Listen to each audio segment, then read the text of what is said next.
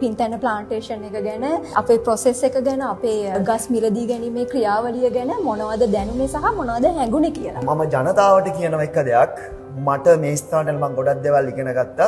අපේ කුමාර ධර්මසේන සර්ගේ යටතේ මේ පැවැත්වෙන කම්පැනි සම්බන්ධව ගොඩක් දේවල් ස්ටඩි කරා. මම කියන්නේ ජනතාවට විශේෂයෙන්ම විදේශීගත වෙන ජනතාවට දුක් මහන්සියලා හම්බ කරන මුදල් අනවශ්‍ය ජනතාවල් වලට අහු නොවි අනවශ්‍ය කම්පැනිට ඉන්වෙස්ට් නොකර Tamanට යන්න ගමනක් මේ අපේ ලංකාවේ අපේ කුමාර ධර්මසේන සර් හදලා තියෙනවා.